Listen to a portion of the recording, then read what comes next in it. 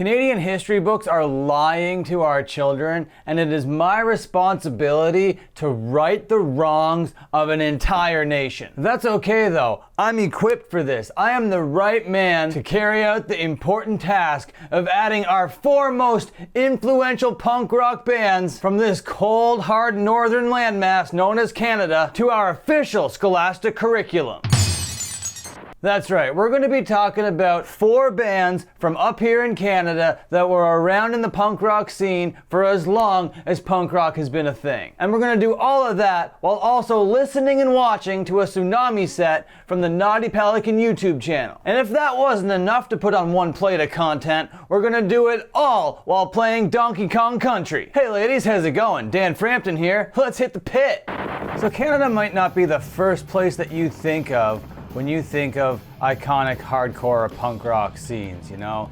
And that's alright because there are definitely bigger scenes with more famous bands and stuff. But would you be surprised to learn that the Canadian punk rock scene has been around as long as pretty much punk rock itself? That's right, there's been bands all the way back to the 70s that are punk bands that are from Canada. And not only are they from Canada, they weren't just doing like a parody of what was going on in the UK. You know, they were legitimate punk rock bands that led the way for other punk rock bands and other hardcore bands from this country to be taken seriously as musicians out there on the road and on the scene or whatever. So today we're going to be talking about four of the biggest ones, and not necessarily the biggest ones, but four of the most iconic ones from the late 70s, early 80s, from the very beginning of punk rock. And to start this off with, we're going to start off by talking about my least favorite band on this list of bands here, which is the Subhumans. Now, don't be confused with the, oh for fuck's sake, don't be confused by a band of the same name from the UK, okay? The band from the UK are like a very gritty, really real punk rock band, okay? That have still to this day 100,000 listeners on Spotify. The Subhumans from Canada are basically only famous because of who they came up with and the other bands in their particular scene. And that might be a little bit of a hot take, but I think that they're just very much a generic punk rock band with not much to offer the world, okay? Their first record came out in 1980, and it's not even that great, okay? It's very generic and boring, if I'm gonna be honest with you. And they didn't put out another record for a long, long time, and then when they finally put out a record again, it was in 2006, and now they were going by the Subhumans Canada, because at this point, they knew that the Subhumans UK were definitely a bigger deal than them. Even though the Subhumans UK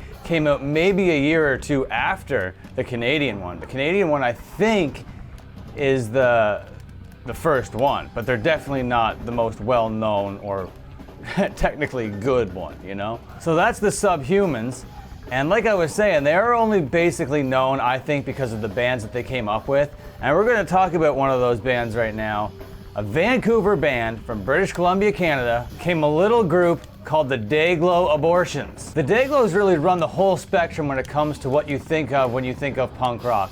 They have a whole bunch of like poo-poo pee-pee songs, but they also have a whole lot of really good political messages in their songs too. You know, it's like goes back and forth with however they're feeling from record to record. The Dayglows are still going to this day.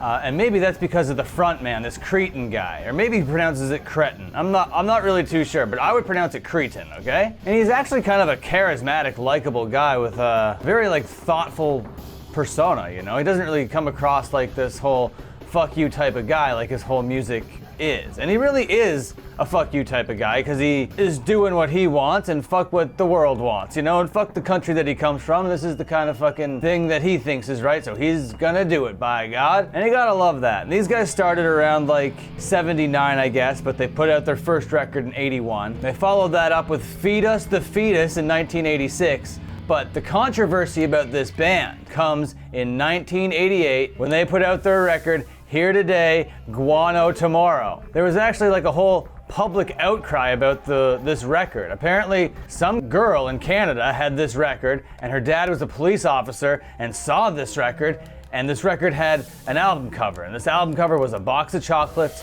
with like a rat going into the box of chocolates, right? And above that rat was a gun. And on the back of that cover was the same box of chocolates, but this time no rat. This time just like a red splatter in place of the rat, implying something really dangerous happened to that rat, okay? That's all it was. There's nothing too crazy about that in my opinion, but they thought otherwise. They definitely thought otherwise, and there was actually like charges pressed against them, okay? For like soliciting lewd material or whatever. But a couple years later, those charges were dropped because it was clearly ridiculous. Cretin would go on to say, like around this time, that they were like a satirical band. They were just out there parodying like culture and mocking what was going on in the world around them.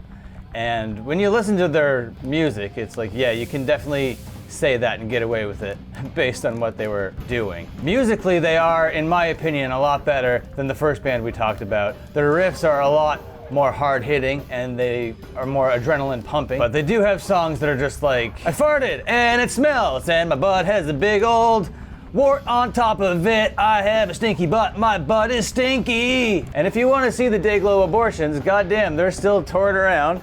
And their newest record, called Hate Speech or whatever, I don't know where to get it. And I'm gonna be honest with you, I didn't really like try too hard to find it. But it's not on streaming services, and on the Bandcamp, it's just one song, but the song isn't listenable. So I'm not sure what's going on with this new record, but you know, if they come to a tavern near you out there in Sackville, Nova Scotia, make sure to check them out. Oh, for fuck's sake. Okay, we got a couple more bands to talk about here, but first, an interlude.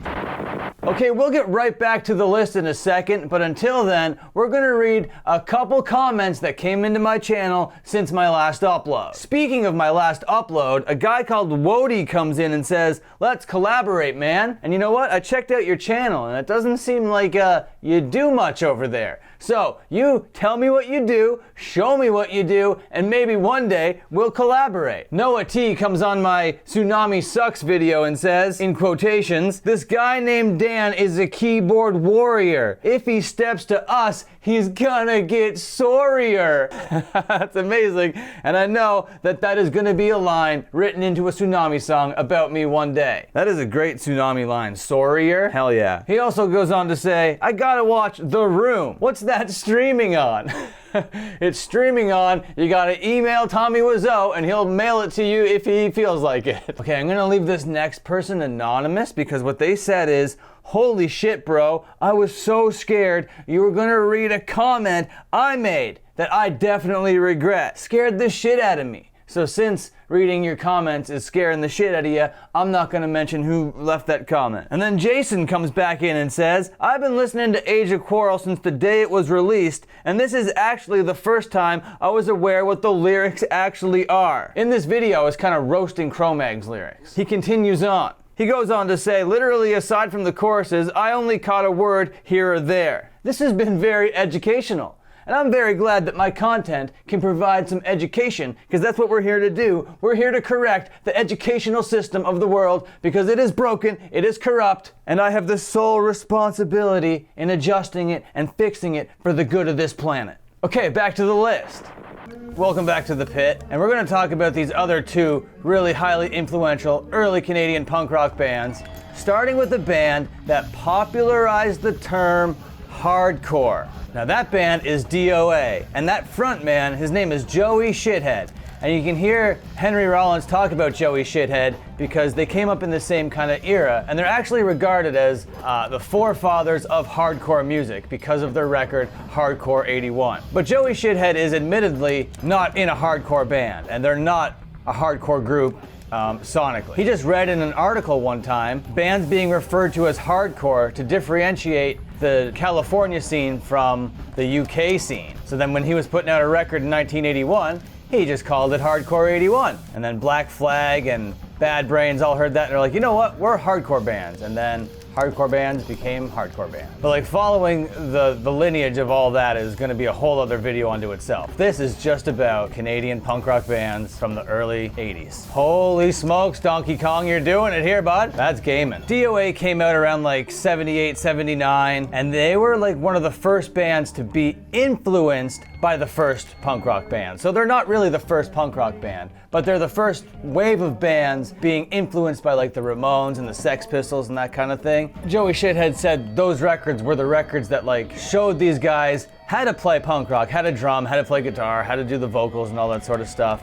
Because up until then it was just like corny ass radio rock and roll stuff, which didn't really align with them ideologically or whatever. But to me, DOA, they're really like a paint-by-numbers punk rock band at this point. They're not something that I would ever say is like a band that I absolutely love or you need to listen to by any stretch of the imagination. You know, they're just like satirically punk rock. They're almost like, yeah, like a parody of themselves at this point. But the fact that they're still going and the fact that like Joey Shithead has the label and he's so dedicated to the culture and all that sort of stuff is pretty sick. And he was there right from the beginning. He gave all these bands a place to stay, a place to play, and that can't be really like taken away from them, you know? And Joey Shithead really isn't the most charismatic or iconically watchable individual. He is kind of like hilariously Canadian, and that accent really is quite strong, but I can't really make fun of that, you know? Sometimes my big time Canadian accent creeps out, you know?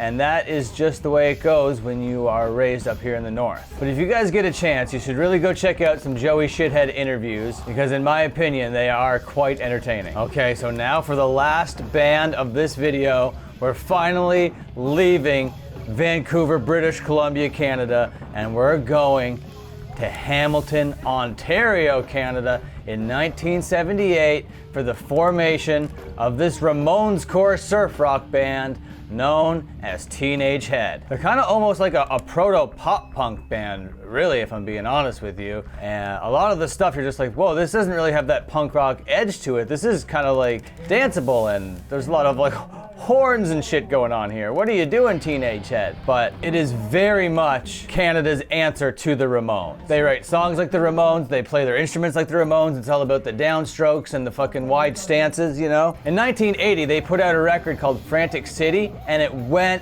gold in Canada, making them legitimate stars up here in the Great White North. But them getting that big kind of overnight had its downfalls as well, you know?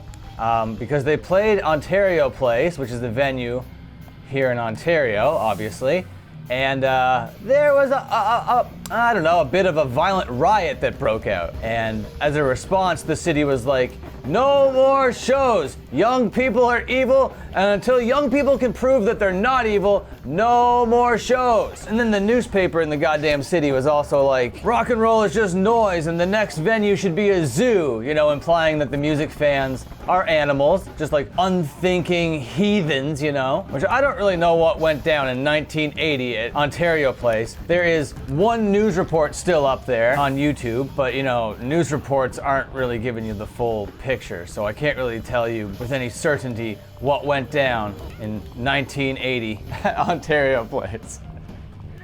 You know, but Teenage Head, like, they keep plugging along for the next 20 years. Band members come and go. And in 2003, they actually record a record with Marky Ramone from the Ramones and their producer. So it's like, they're not really hiding the fact that they're just trying to be Canada's Ramones, even fucking like 30 years after they became a band. 5 years later, in 2008, would be when they released this project known as Teenage Head with Marky Ramone, which I think is a pretty funny name for a record. But tragically, in the same year, their singer, Frankie Venom, would pass away. The city where they come from wanted to erect this statue, but there was a whole protest because he was like a big druggie that beat his partner or whatever. And you know what I have to say to that?